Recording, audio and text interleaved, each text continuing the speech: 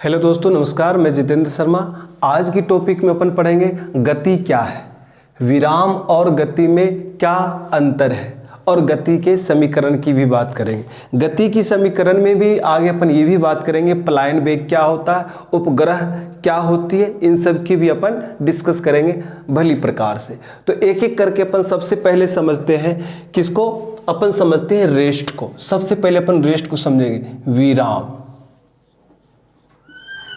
विराम यानी रेस्ट की बात करते हैं। आपसे यदि पूछ लीजिए रेस्ट क्या होता है तो आपको क्या बताना, यदि दो पिंडों के बीच की दूरी समय के साथ ना बदले, यदि दो पिंडों की बीच की दूरी यदि समय के साथ यदि नहीं बदल रहा, किसी भी वस्तु की स्थिति यदि समय के साथ यदि नहीं बदल रही है, हाँ, तो वो क्या कहलाएगा, विराम कहलाएगा। तो वे दोनों एक दूसरे की अपेक्षा विराम की स्थिति में कहे जाते हैं। किस स्थिति में कहे जाते हैं, तो वो विराम की स्थिति में कहे जाते हैं। आपसे यदि कोई पूछ लिया जाए विराम किसे कहते हैं, तो यदि दो पिंडों के बीच की दूरी समय के साथ ना बदले तो वे दोनों एक दूसरे की अपेक्षा विराम की स्थिति में कहे जाते हैं। उसे हम क्या कहते हैं, विराम कहते हैं। यदि आप सिंपल से परिभाषा में यदि समझ सकते हो तो इसको समझने के लिए कहीं आपके कोई दिमाग नहीं लगाना है। सिंपल से वर्ड में बस इतना है कि यदि हम गाड़ी चलाते हैं तो गाड़ी में बैठकर यदि गाड़ी चलाते हैं तो देखते हो कि आसपास में पोल के खंभे, पेड़ पौधे सब समय के साथ क्या रहते, बदलते रहते और हम आगे बढ़ते जाते हैं। तो दो पिंड हो गए, एक तो गाड़ी और दूसरा क्या हो गया, सड़क की बात करें, रोड की बात। दो पिंडों के बीच की स्थिति, अब दूरी बदल रही, दूरी के साथ क्या बदल रहा, समय बदल रहा। दूरी समय के साथ बदलते रहते हैं। यदि मैं गाड़ी में बैठकर गाड़ी चला रहा हूं और धीरे धीरे गाड़ी हम चला रहे ऑन रोड पे, सीधी रोड पे जा रहे, तो सीधी रोड पे जैसे हम आगे की ओर बढ़ रहे तो समय सही एक साथ समय नियत नहीं है, समय भी बदल रही। तो मैं आगे की ओर बढ़ रहा हूं और पेड़ पौधे, खंभे के पोल, स्कूल कॉलेज जो भी रास्ते मिलता है वो पीछे छूटते चले जाते और हम आगे बढ़ते चले जाते हैं। यदि हम और इन दोनों पिंडों के मध्य यदि दूरी समय के साथ ना बदले, अपन स्थिर है तो ये बोर्ड भी स्थिर है, ठीक है। अब हम दोनों समय के साथ बदल रहे दोनों, तो हम दोनों क्या है, एक विराम स्थिति में कहे जाएंगे। लेकिन जैसे ही हम दोनों के सापेक्ष यदि गति हो रही है, दूरी के साथ समय बदल रहा है, तो वो क्या कहलाएगा, गति कहलाएगा दोस्तों, ठीक है। तो इसीलिए हमने विराम की बात की। विराम सिर्फ समझने की स्थिति है कि विराम स्थिति में क्या, तो विराम स्थिति की बात करेंगे कि यदि दो पिंडों के बीच की दूरी समय के साथ ना बदले तो वे दोनों एक दूसरे के किस में कहा जाता, तो दोनों एक दूसरे की अपेक्षा विराम की स्थिति में कहे जाते हैं। तो वो क्या कहलाता, विराम अवस्था कहलाता। अब बात करेंगे अपन यहाँ पे गति की। किसकी बात करें, गति यानी मोशन की बात करेंगे। बस बदल दो, बदलने की बस है। क्या बदलना है कि यदि दो पिंडों के बीच की दूरी समय के साथ बदलते रहते हैं तो वे दोनों एक दूसरे के क्या कहलाते, गति अवस्था में कहलाते, गति अवस्था में कहे जाते हैं। विराम और गति क्या है, एक आपेक्षिक पथ है। यानी पथ का मतलब उस पथ के संदर्भ में ही बात करें। जब तक पथ पर कोई वस्तु चल नहीं रही है तब तक हम इसकी परिभाषित नहीं कर सकते दोस्तों। इसीलिए यदि किसी वस्तु की स्थिति किसी स्थिर वस्तु की सापेक्ष एक समान रूप से बदलते रहती है, वो क्या कहलाती है, गति कहलाती है। क्या कहलाती है, गति कहलाती है। यदि आपसे कोई परिभाषा पूछ ले तो आपको उसको आसानी से परिभाषित बताना है कि गति किसको कहते हैं। यदि किसी वस्तु की स्थिति किसी स्थिर वस्तु के सापेक्ष एक समान रूप से बदलते रहती है तो वो क्या कहलाती है, गति कहलाती है। विराम और गति दोनों जो हो वो आपेक्षिक पथ है दोस्तों, ठीक है ना। कोई पिंड यदि किसी एक पिंड की अपेक्षा विराम में है तो दूसरे की अपेक्षा गति अवस्था में हो सकता है। हमेशा दोनों के दोनों विराम अवस्था में नहीं हो सकता और हमेशा दोनों के दोनों गति अवस्था में नहीं हो सकता। एक पिंड गति अवस्था में, दूसरा विराम अवस्था में हो सकता है। ये होनी चाहिए गति और विराम के बीच में एक संबंध। चलिए अब बात करते हैं कि गति भी अलग अलग प्रकार के होते हैं। एक समान गति भी होते हैं और असमान भी गति होते हैं। एक समान गति करने वाले जो जिनके गति में बदलाव, एक सीधी सरल रेखा में, एक सीधी सड़क पर जो अपनी वस्तु के समान, कोई वस्तु समय में समान दूरियां तय करती है, कोई वस्तु समान समय में समान दूरियां तय करती है, वो क्या कहलाती है? उस वस्तु की गति एक समान रहती है। लेकिन यदि किसी वस्तु का समान समय में यदि दूरियां समान नहीं रहती है तो वो क्या कहलाती है? असमान कहलाती है। फॉर एग्जाम्पल की बात कर लो, तितलियों का मंडराना। रेखीय गति, अरेखीय गति की बात करते हैं, जिसको तितलियों का मंडराना, सिंपल सी बात है, तितलियों का मंडराना, भौरों का मंडराना, फूलों पे मंडराते रहती, उनकी गति समान नहीं रहती, समय के साथ समान नहीं रहती, वो बदलते रहती, गति कभी कम कभी ज्यादा, कभी कम ज्यादा, इस तरह से। और एक समान गति से झूलने वाली, तो जैसे झूला को आप झूला दो, झूलते जा रही है, वो एक समान की बात है, एक समान हो गए, समान। रोड पर चलने वाले व्यक्ति यदि कोई वस्तु यदि समय के साथ दूरियां उनकी नहीं बदलते रहती, दूरियां भी समान रहती, धीरे धीरे चल रहे, कभी कम कभी ज्यादा अपन नहीं हो पाते, तो समान गति होती है। ये हो गए एक समान। और दूसरा यूनिफॉर्म मोशन कहते हैं, यूनिफॉर्म मोशन और नॉन यूनिफॉर्म मोशन। तो गति के विभिन्न प्रकार होते हैं, रेखीय गति, अरेखीय गति, यानी समान गति और असमान गति की बात करते हैं, ठीक है ना। और अपन बात करते हैं, इसी के अंदर जाएंगे तो वृत्तीय गति की भी बात करेंगे। किसकी बात करेंगे? वृत्तीय गति की बात करते हैं।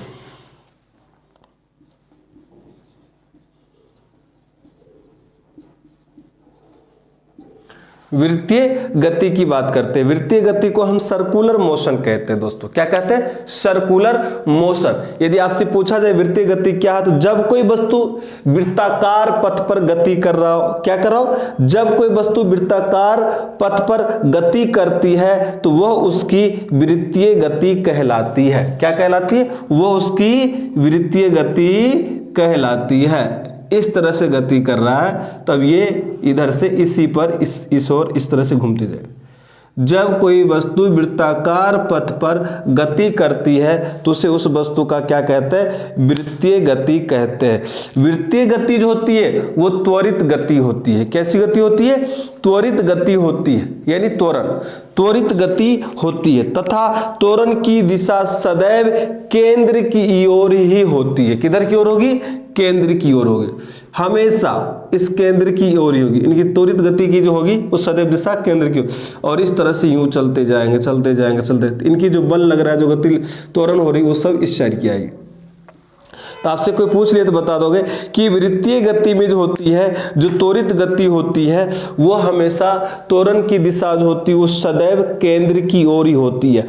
उपग्रह जितने भी हैं सारे के सारे त्वरित गति के माध्यम से वो घूमते रहते, चक्कर लगा रहते, वृत्तीय गति में गति करते रहते। तो आपसे कोई पूछ लिया जाएगा कि उपग्रह में जो गति होती है वो किस प्रकार गति है, तो उपग्रह की जो गति होती है वो त्वरित गति होती है। किसकी गति होती है? त्वरित गति। उपग्रह की त्वरित गति होती है, ठीक है ना। जो वृत्तीय पथ पर गति करते रहती है वस्तु, पिंड, वही क्या कहलाती है? वृत्तीय गति कहलाती है। वृत्तीय गति में क्या होती है? त्वरित होती है। त्वरित सदैव केंद्र की ओर लगती है। अब आते हैं कोणीय वेग। किसकी बात करेंगे? अब हम बात करेंगे कोणीय वेग की। हम दो ही डिस्कस कर रहे थे अपन विराम गति में। एक तो हो गए वृत्तीय गति की बात कर दी अपन ने, ये सबसे ज्यादा पूछे जाते हैं दोस्तों, इसीलिए अपन ने इसकी बात कर ली।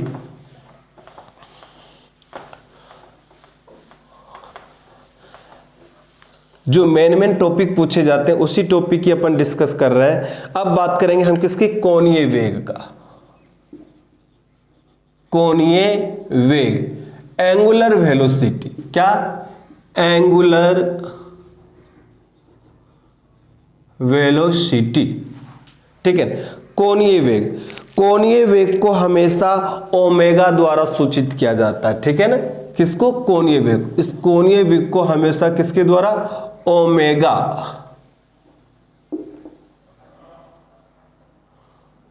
ओमेगा द्वारा सूचित किया जाता है। ठीक है ना। कोणीय वेग किसे कहते हैं दोस्तों? इसका मात्रक क्या होता है? कोणीय वेग का जो एसआई मात्रक होता है वो रेडियन पर सेकेंड होता है दोस्तों। क्या होता है? रेडियन पर सेकेंड। कोणीय वेग का एसआई मात्रक रेडियन पर सेकेंड होता है। ठीक है ना।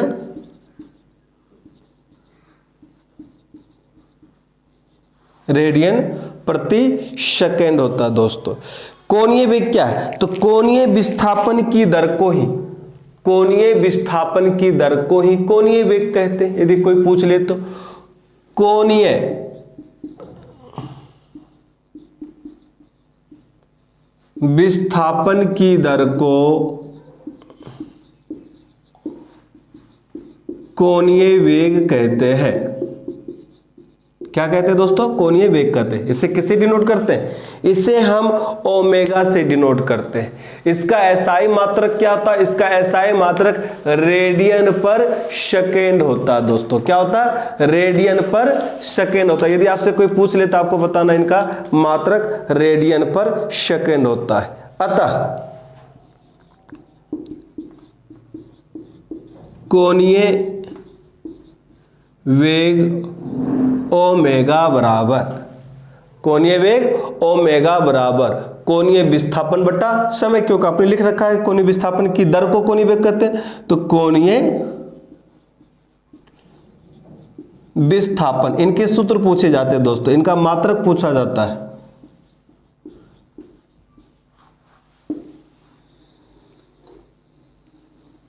ठीक है ना। कोणीय वेग बराबर कोणीय विस्थापन बटा समय होता है। ठीक है ना।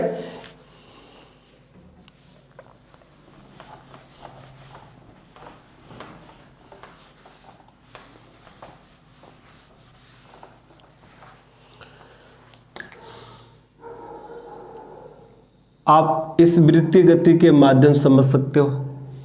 ये इनका केंद्र बिंदु माना जाता है, जिसको सी, ये इनकी त्रिज्या होती है। क्या होती है दोस्तों? ये इनकी त्रिज्या होती है, जिनको हम किससे डिनोट करते हैं? आर से डिनोट करते हैं। किससे डिनोट करते हैं? आर से डिनोट करते हैं। और इस बिंदु को अपन क्या मानते हैं? ए मानते हैं। यहां पे मान लिया जाए t बराबर 0 है, यानी समय का मान क्या है यहाँ पे? 0। और ये कुछ दूरी तय करता है, तो t के बाद कुछ दूरी तय करेगा। तो मान लीजिए ये कहाँ तक दूरी तय किया? यहाँ तक दूरी के बिंदु, तो यहाँ से यहाँ तक t बराबर t सेकेंड की बात कर ले, यानी कुछ समय इसने दूरी तय किया। इनके बीच में कुल कितना दूरी तय किया? तो s दूरी तय किया। अब ये इनके बीच जो कोण बन गए वही क्या कहलाता है? कोणीय वेग।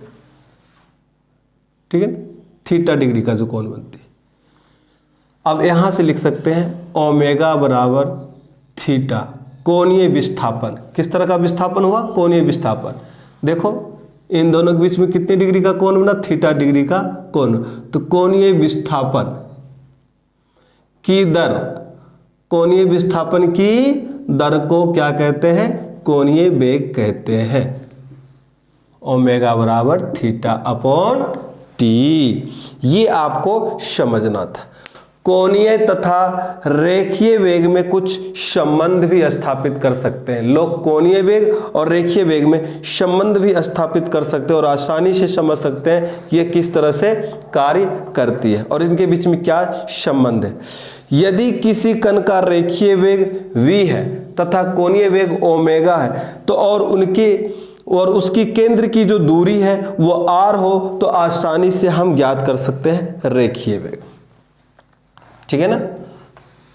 किसके बीच में संबंध स्थापित कर रहे हैं? हम कोणीय वेग और रेखीय के बीच में संबंध स्थापित कर रहे हैं। कोणीय वेग और रेखीय वेग में संबंध। क्या कहा, यदि कोणीय वेग को किससे डिनोट करते हैं, ओमेगा से डिनोट करते हैं, तो रेखीय वेग को किससे डिनोट करते हैं, v से। और इन दोनों का जो केंद्र जो दूरी होती है, केंद्र से जो दूरी ली जाती है, केंद्र से जो दूरी ली जाती है वो क्या होता है, r। और केंद्र से दूरी r हो तो इनके बीच आसानी संबंध बता सकते हैं, यानी रेखीय वेग बराबर होता है यहाँ पे ओमेगा r। क्या होता है, ओमेगा r। ठीक है ना, ये चीज ध्यान रखना, क्या होता है, रेखीय वेग बराबर कोणीय वेग इंटू त्रिज्या।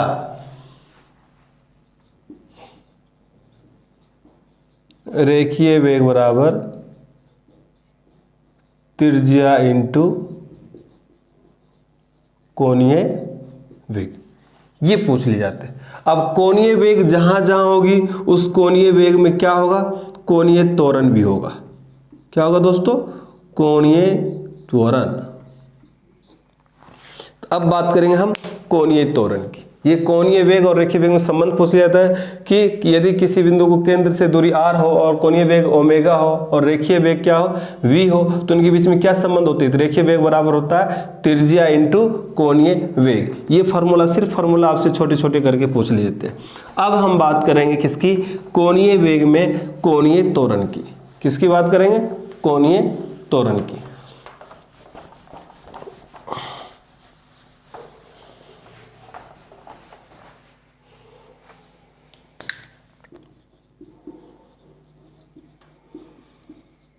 सबसे पहले इस कोणीय त्वरण का ऐसा ही मात्रक पूछ लेता है, आसानी से बताना है, रेडियन प्रति सेकेंड स्क्वायर होता है। क्या होता है, रेडियन प्रति सेकेंड स्क्वायर होता है। और इसे किससे डिनोट किया जाता है, इसे ए से डिनोट किया जाता है दोस्तों। किससे डिनोट किया जाता है, ए से। कोई भी कभी तो इसे अल्फा से भी हम डिनोट करते हैं, स्मॉल ए से भी डिनोट करते हैं, अल्फा से भी डिनोट करते हैं। ठीक है ना, तो कोणीय त्वरण, ठीक है ना, कोणीय त्वरण को जो सूचित किया जाता है किससे, अल्फा से या स्मॉल ए से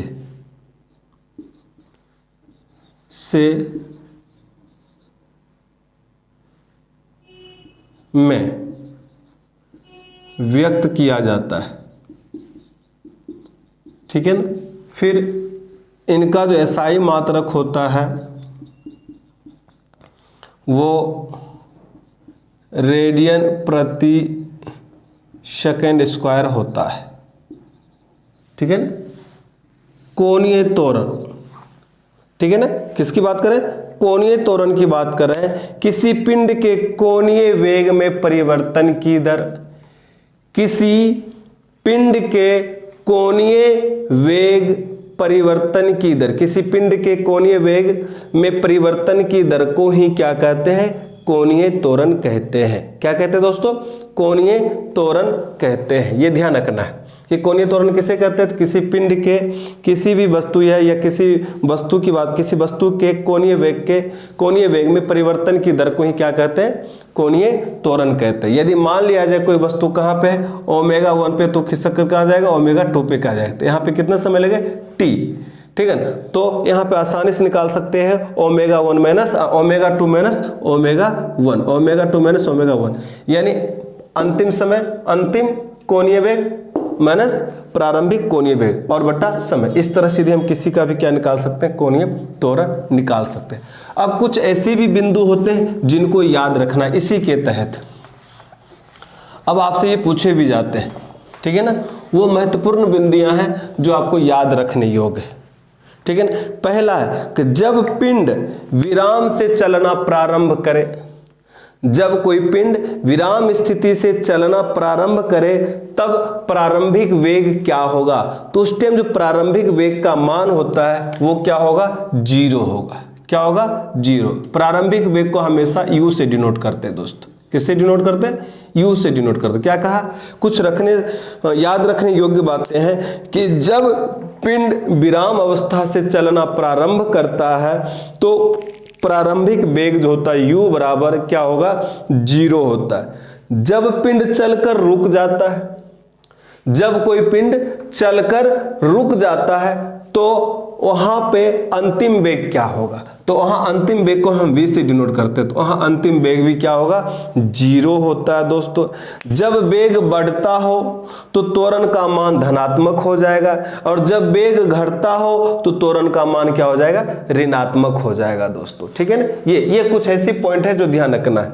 और ऋणात्मक का मतलब क्या, मंदन। वेग में परिवर्तन की दर को मंदन कहते हैं। कब वेग में नहीं, त्वरण में परिवर्तन की दर की, ठीक है ना, वेग में परिवर्तन की दर को त्वरण कहते हैं, और त्वरण और वेग में परिवर्तन की दर को हम मंदन भी कहते हैं। कब कहते हैं, जब वेग बढ़ता हुआ हो तो उसको त्वरण कहेंगे, और जब वेग घटता हुआ हो तो हम उसको मंदन कहेंगे। तो इसी चीज के अपन यहाँ पे डिस्कस किए हैं कि जब वेग बढ़ता रहता है तो एक का मान जो होता है यानी त्वरण का मान वो धनात्मक लेते हैं, और यदि वेग घटता हुआ रहता है तो हम वहां पे त्वरण का मान ऋणात्मक लेते हैं, यानी वो मंदन कहलाता। दोस्तों आज की अपन टॉपिक में ये डिस्कस कर लिए कि ये कोणीय वेग क्या होता है, कोणीय विस्थापन क्या होता है। अब हम डिस्कस करेंगे इसमें जो सही सबसे अच्छे तरीके से जो समझने वाली बात है वो गति के समीकरण की बात करेंगे,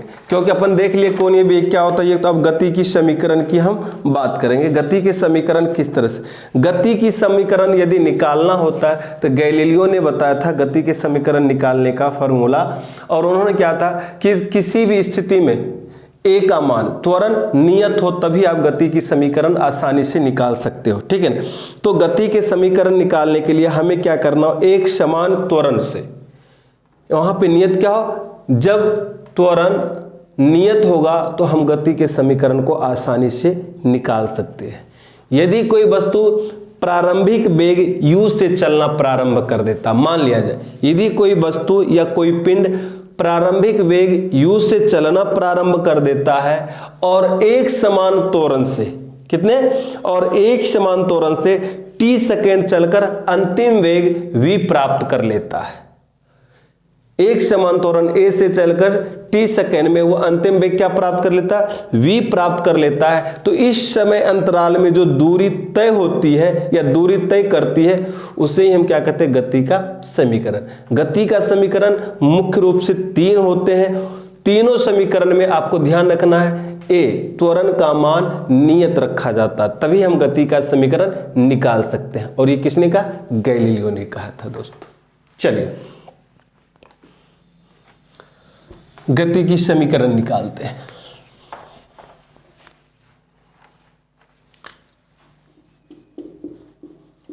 गति का समीकरण,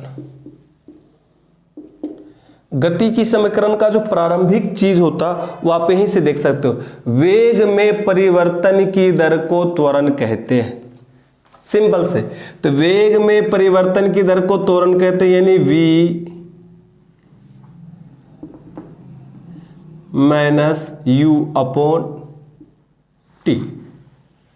ठीक है ना, तो v minus u upon T वेग में परिवर्तन की दर को क्या कहते हैं, त्वरण कहते हैं। आप आसानी से इस चीज को समझ चुके हो, यानी ये हो गया अंतिम वेग और ये हो गया प्रारंभिक वेग, और ये क्या हो गया, समय अंतराल। क्या हो गया, समय अंतराल। तो ठीक है ना, तो सबसे पहले यहीं से अपन समझ लेंगे। ठीक है ना, तो इस तरह से अपन निकाल सकते हैं आसानी से। तो लिखेंगे यदि कोई पिंड या कोई वस्तु प्रारंभिक चाल u से चलकर एक समान त्वरण a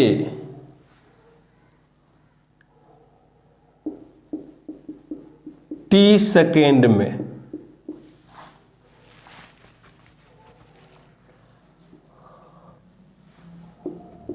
अंतिम वेग v प्राप्त करता है, और इस दौरान वस्तु में समय अंतराल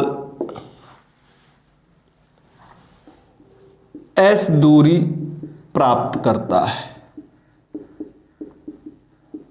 तो आसानी से पहला समीकरण क्या होगा? समीकरण होगा v बराबर u plus A T. v बराबर u प्लस ए टी, आपको ध्यान रखना है, ठीक है। यदि आपको निकालने के लिए, मैंने अभी तुरंत कहा था कि त्वरण बराबर क्या होता है, त्वरण बराबर को हम त्वरण को डिनोट करते हैं ए से, वेग में परिवर्तन की दर को त्वरण कहते हैं। और वेग कैसे निकाल लेते हैं? अंतिम वेग माइनस प्रारंभिक वेग बटा समय। तो यहाँ से निकाल सकते हैं ए टी बराबर वी माइनस यू, या आपको निकालना है v बराबर u प्लस क्या हो जाएगा ए टी। यहाँ से एक समीकरण बनकर तैयार हो गया। तो जो गति का जो समीकरण निकल के आता है वो किससे निकल के आती है? त्वरण के परिभाषा से निकल कर आ जाती है, एक एक करके। तो पहला परिभाषा तो त्वरण से ही निकल कर आ गया, देखो v बराबर u प्लस ए टी, तो ये हो गया पहला। अब दूसरा जो है वो दूरी के सापेक्ष लेकर चलना पड़ता है। किसके सापेक्ष? दूरी के, यानी s बराबर U T plus half A T square, ये भी दूरी के सापेक्ष की बात करते हैं। तीसरा होता है वो वेग में 2 गुना यदि परिवर्तन हो जाए तो बात होती है, तो वी स्क्वायर बराबर यू प्लस 2s की बात करते हैं। किसके बराबर? वी स्क्वायर बराबर क्या हो जाएगा? You square plus 2s। ये तीनों उपरोक्त तीनों समीकरण क्या कहलाता है? गति का समीकरण कहलाता है, ठीक है। तो ये ध्यान रखना है, गति का पहला समीकरण का सूत्र, दूसरे और तीसरे समीकरण का सूत्र पर बात। अब चलिए इनके अतिरिक्त हम कुछ और भी डिस्कस करते हैं। यदि किसी वस्तु को ऊपर उछाला जाता तो उनमें क्या समीकरण बनता है, और यदि नीचे गिराया जाता स्वतंत्र रूप से, यदि किसी वस्तु को ऊपर से नीचे गिराया जाता है तो उनके बीच में क्या समीकरण बनता है। स्वतंत्र रूप से गिरती हुई वस्तु की गति यदि ज्ञात करना हो तो उसका समीकरण क्या बनेगा, ठीक है ना? स्वतंत्र रूप से गिरती हुई वस्तु की गति का समीकरण यदि ज्ञात करना, तो स्वतंत्र रूप से गिरती हुई वस्तु का यदि वस्तु की गति का समीकरण ज्ञात करना हो तो ध्यान रखें, जब स्वतंत्र रूप से ऊर्ध्वाधर ऊपर से पृथ्वी तल की ओर गिरती है, स्वतंत्र रूप से ऊर्ध्वाधर की बात करते हैं, लंबवत की बात करते हैं, वर्टिकल, यदि किसी वस्तु को गिराते तो पृथ्वी तल पर जब गिरती है तो गुरुत्वीय त्वरण कौन कार्य करता है? जी कार्य करता है। जब हम किसी वस्तु को स्वतंत्र रूप से ऊपर से गिराएंगे तो ऊर्ध्वाधर पृथ्वी तल पर गिरता है, तो पृथ्वी तल पर जी होता है। जो गुरुत्वीय त्वरण वस्तु पर कौन कार्य करता है? गुरुत्वीय त्वरण जी कार्य करता है, जबकि पृथ्वी तल से ऊपर की ओर फेंकी गई वस्तु पर जी कार्य नहीं करता। यदि किसी वस्तु को ऊपर फेंक देते हैं तो गुरुत्वीय त्वरण का मान गुरुत्वीय त्वरण के विपरीत कार्य करता है। किसके?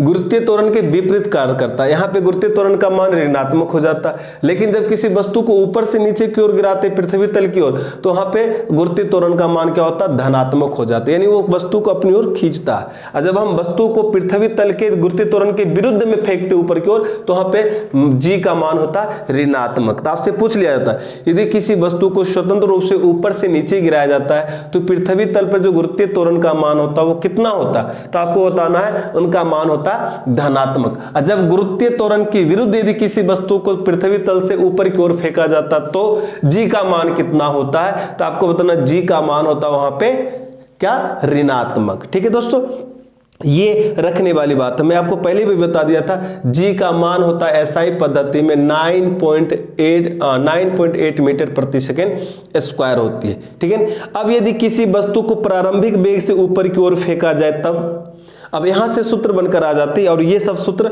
आपके सबसे अधिक काम आते हैं। ठीक है ना।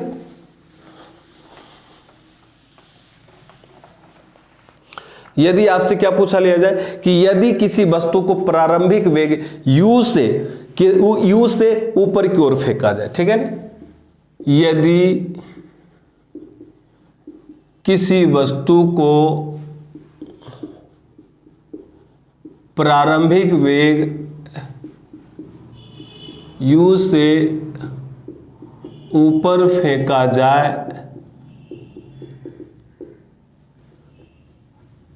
फेंका जाए तब गति का समीकरण क्या हो जाएगा। मान लीजिए किसी को ऊपर फेंक रहे तो यदि किसी वस्तु को प्रारंभिक वेग u से ऊपर फेंका जाए तो गति का समीकरण क्या हो जाएगा। आपको ध्यान रखना, तो यहाँ पे सबसे पहले यदि ऊपर की ओर फेंका जाता तो वो अधिकतम ऊंचाई कहाँ तक जाती है, पहले ये पॉइंट देगा। यदि फेंका जाए तो बस सिंपल से फेंका जाए तो गति का समीकरण फेंका जाए तो अधिकतम ऊंचाई तक कहाँ जाएगी वो, तो अधिकतम ऊंचाई प्राप्त करेगी, अधिकतम ऊंचाई प्राप्त करेगी। यानी हम h लिख देते हैं, क्या, अधिकतम ऊंचाई h प्राप्त करेगी। कितना प्राप्त करेगी, तो लिखेंगे अपन u²/2g, ठीक है ना।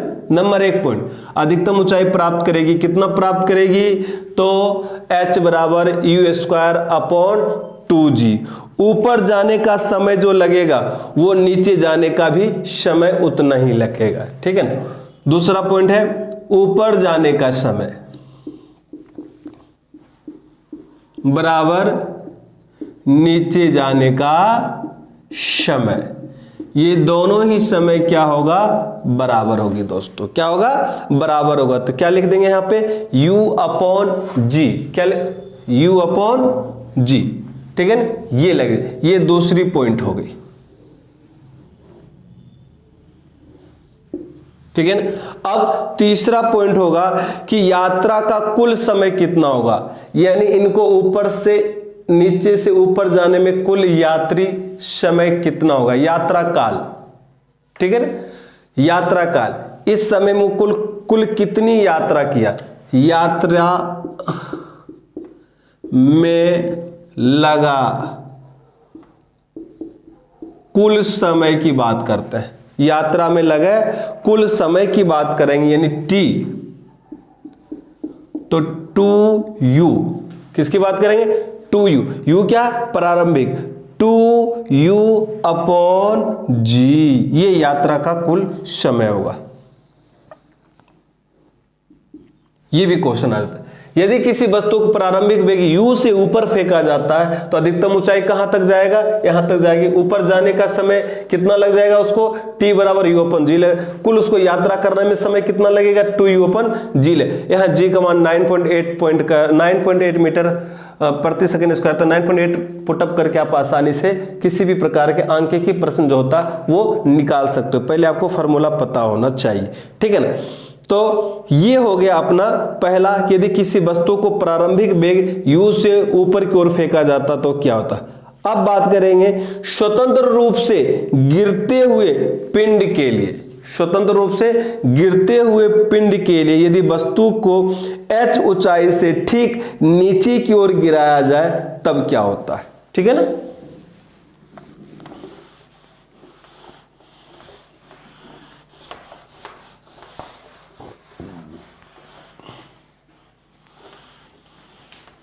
यदि किसी पिंड को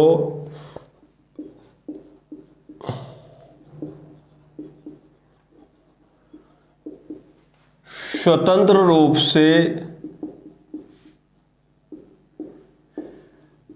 नीचे की ओर गिराया जाए तब, यदि किसी पिंड को या वस्तु को स्वतंत्र रूप से नीचे की ओर यदि गिराई जाती है, यानी वस्तु को h ऊंचाई से गिराया जाता है तो पृथ्वी तक पहुंचने में कितना समय लगता है। जब पिंड को h ऊंचाई से गिराया जाए तब पृथ्वी पर पहुंचने में, पृथ्वी तक पहुंचने में लगा समय क्या होगा, यानी t बराबर कुल समय कितने लग जाएंगे। तो आपके यहां पे ध्यान रखना है √2h/g का समय लग जाएगा दोस्तों। Number 1 point. अब यदि पूछ ले कि वह वेग जिससे वह पृथ्वी पर टकराएगी, वह वेग क्या होगा, वह वेग जिससे वह पृथ्वी पर टकराएगी, वो वेग क्या होगा, क्या लिखेंगे, v बराबर √2gh, क्या, √2gh। इस वेग से पृथ्वी पर पहुंचने का वेग क्या होगा, पृथ्वी पर पहुंचने का वेग भी अपन लिख सकते हैं, पृथ्वी पर पहुंचने का वेग यानी v बराबर, ठीक है ना। तो v बराबर उसी तरह से √2gh की बात करेंगे, किसकी बात करेंगे, √2gh की बात करेंगे, ठीक है ना। v बराबर √2gh, जो किसके बराबर होगा, gt के बराबर। आप gt से भी सॉल्व कर सकते हैं। ये हो गया अपना कुछ समीकरण, ये आपको ध्यान में रखना है, ठीक है दोस्तों। ये पॉइंट इतने महत्वपूर्ण पॉइंट थे जो आपको कहीं न कहीं किसी न किसी तरह से ये सवाल पूछ लिए जाते हैं दोस्तों, ठीक है ना। आपको ऐसे सवाल पूछे जाता आप आसानी से सॉल्व कर सकते हो, ओके। अब हम बात करेंगे इसी में जो बेहतर पॉइंट बन के आते हैं वो आते हैं अब अपने के, यदि पृथ्वी की ग्रहीय उपकक्ष की बात करेंगे या अपन उनको पलायन वेग की बात करेंगे, कक्षीय उपग्रह की बात करेंगे, पलायन वेग का, इन सब की डिस्कस अपन करेंगे, जिनमें अपने को ये समझना होगा कि किस तरह से पृथ्वी पर का जो ग्रह है, उपग्रह है, वो परिक्रमा करते हैं। तो चलिए अब बात करेंगे हम पलायन वेग का। सबसे पहला पॉइंट लेंगे हम पलायन वेग।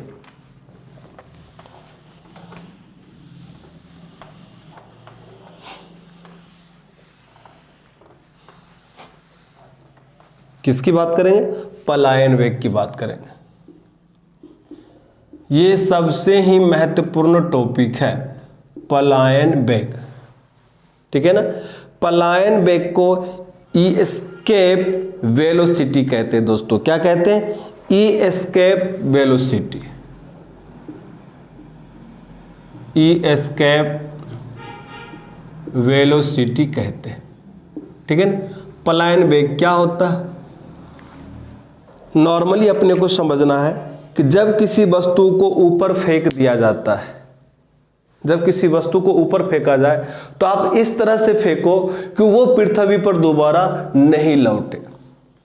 सिंपल से परिभाषा में बात करें कि जब किसी वस्तु को ऊपर फेंका जाता है तो जितने अधिक वेग से फेंकते हैं वस्तु उतना ही अधिक ऊंचाई तक जाते हैं, और यदि और अधिक वेग लगा दे तो वो और अधिक ऊंचाई तक चले जाते हैं, और ऐसी स्थिति प्राप्त कर ले कि वो पृथ्वी के गुरुत्वाकर्षण को पार करके ऊपर अंतरिक्ष में चला जाए। तो ऐसी स्थिति जब आ जाती है तो उसे ही क्या कहते हैं, हम पलायन वेग कहते हैं दोस्तों। क्या कहते हैं, और ऐसी स्थिति आती है, हाँ बिल्कुल भी आती है। ऐसी स्थिति के कारण ही उपग्रह जो होते हैं वो भ्रमण कर रहे हैं, वृत्तीय गति के अंदर जो त्वरित गति जो हो रही है, उपग्रह वगैरह जो सब अपने घूम रहे हैं चारों ओर, वो सारे किसके कारण होता है, पलायन वेग। पलायन घूम, जब तक यदि नीचे से पृथ्वी के गुरुत्वाकर्षण बल से वो ऊपर नहीं जाएगा तब तक वो परिक्रमा नहीं कर पाएगा। यदि आपसे कोई पूछ लिया जाए पलायन वेग क्या है तो आप उसको आसानी से बता सकते हो कि पलायन वेग वह न्यूनतम वेग है जिससे किसी वस्तु को पृथ्वी की सतह से ऊपर की ओर फेंके जाने पे वह गुरुत्वीय क्षेत्र को पार कर जाती है और पृथ्वी पर वापस नहीं आती है, तो हम उसे पलायन वेग कहते हैं। क्या कहते हैं उसे, हम पलायन वेग कहते हैं। पलायन वेग किसी वस्तु को ऊपर की ओर फेंकने के लिए जितना अधिक वेग से हम फेंकते हैं वो उतना ही अधिक ऊंचाई तक ऊपर जाती है। यदि वेग को क्रमशः बढ़ाते हुए हम चले जाए तो एक ऐसी स्थिति आ जाएगी कि जब वस्तु गुरुत्वीय क्षेत्र को पार करके अंतरिक्ष में चली जाएगी। कहाँ चली जाएगी, अंतरिक्ष में चली जाएगी, और वो पृथ्वी पर वापस नहीं लौटेगी। ऐसी स्थिति पैदा हो जाए तो इस न्यूनतम वेग को ही हम क्या कहेंगे, पलायन वेग कहते हैं दोस्तों, ठीक है ना। पृथ्वी तल से पलायन वेग का यदि मान आपको ज्ञात करना है कि सूत्र के माध्यम से पृथ्वी तल से पलायन वेग का सूत्र किस तरह से ज्ञात, दूरी ज्ञात करना हो, मान ज्ञात करना हो, तो आप आसानी से निकाल सकते हो, ठीक है ना। तो फिर क्या कहा मैंने कि यदि पृथ्वी तल से पलायन वेग का मान ज्ञात करना हो तो हम उनको निम्न सूत्र के माध्यम से ज्ञात कर सकते हैं। ठीक है ना, पलायन वेग,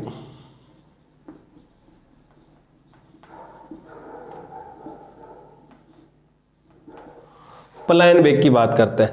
पलायन वेग बराबर होता है √2 GRE।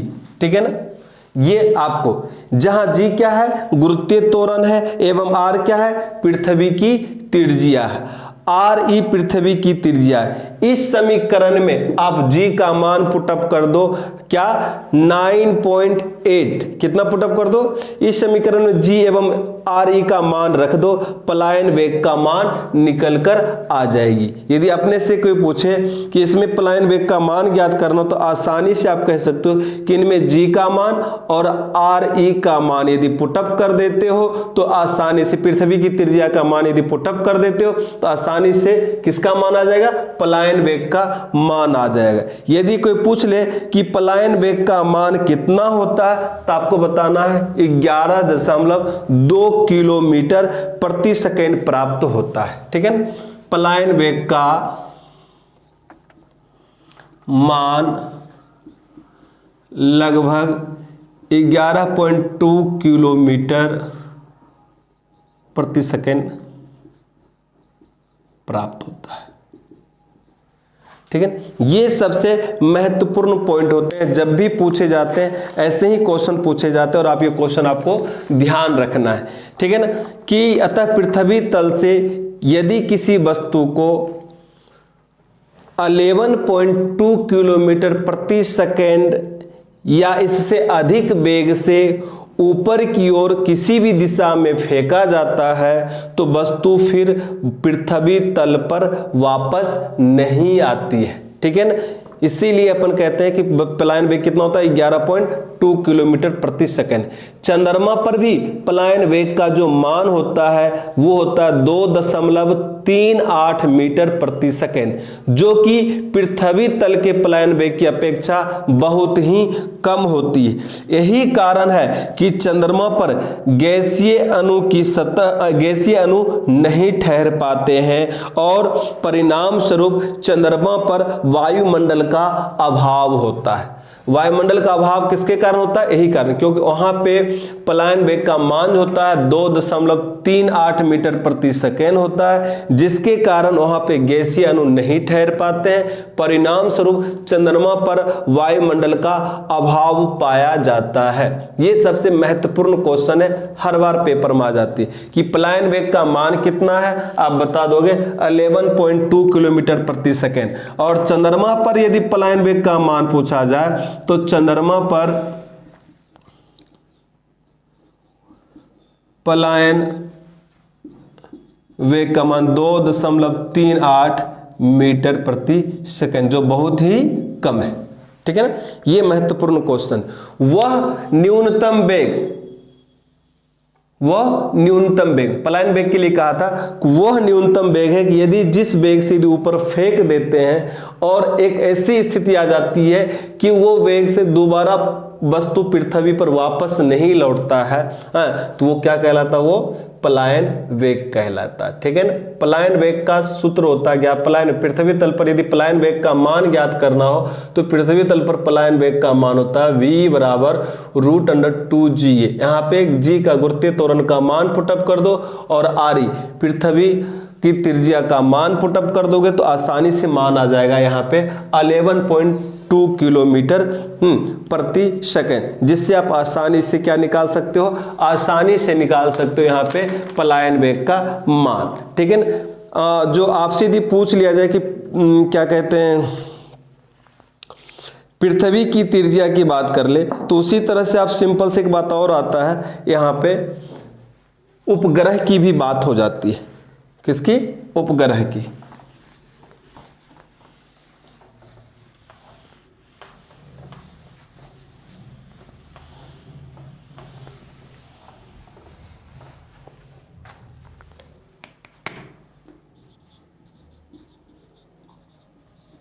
उपग्रह को हम सैटेलाइट कहते हैं दोस्तों। क्या कहते हैं? उपग्रह को हम सैटेलाइट कहते हैं। यदि उपग्रह के बारे में कोई पूछ ले तो आप उसको उपग्रह के बारे में भी आसानी से बता सकते हो कि उपग्रह क्या होता है, ठीक है ना। उपग्रह यानी सैटेलाइट की बात कर रहे हैं, सैटेलाइट की बात कर रहे हैं अपन, सैटेलाइट की बात कर रहे हैं। उपग्रह किसी ग्रह के चारों ओर परिक्रमा करने वाले पिंड को उस ग्रह का उपग्रह कहते हैं, ठीक है ना। किसी ग्रह के चारों ओर परिक्रमा करने वाले पिंड को उस ग्रह का हम उपग्रह कहते हैं। जैसे चंद्रमा क्या है? उपग्रह है, और ये पृथ्वी का एक प्राकृतिक उपग्रह माना जाता है। प्रकृति का एक प्राकृतिक उपग्रह माना जाता है, पृथ्वी का प्राकृतिक उपग्रह माना जाता है। इसके अलावा मनुष्य ने अनेक कृत्रिम उपग्रह का भी निर्माण किया है, हाँ, जो छोड़े गए हैं, पृथ्वी की परिक्रमा कर रहे हैं। जो नॉर्मली अपने से पूछा, जो कृत्रिम उपग्रहों की जो संख्या अभी है वो लगभग, जो मेरे अनुसार बात अभी चल रहे हैं, जो उनको बांटा गया उपग्रह के प्रकार में, वो 7 है। प्राकृतिक उपग्रह को हटा दो तो कृत्रिम उपग्रह जो होते हैं वो 2 प्रकार के होते हैं। एक होते हैं भूतुल्यकालिक उपग्रह और दूसरा होता है ध्रुवीय उपग्रह। भूतुल्यकालिक उपग्रह का जो प्रयोग करते हैं हम, कृत्रिम रूप से बने हुए जो उपग्रह, इनका प्रयोग दूरदर्शन प्रसारण में करते हैं, मौसम पूर्वानुमान प्रणाली में प्रयोग करते हैं, नेविगेशन आदि में हम प्रयोग करते हैं। किसका? भूतुल्यकालिक उपग्रह का। इनका आवर्त काल जो होता है लगभग 24 घंटे का होता है। कितने घंटे का? लगभग 24 घंटे का होता है।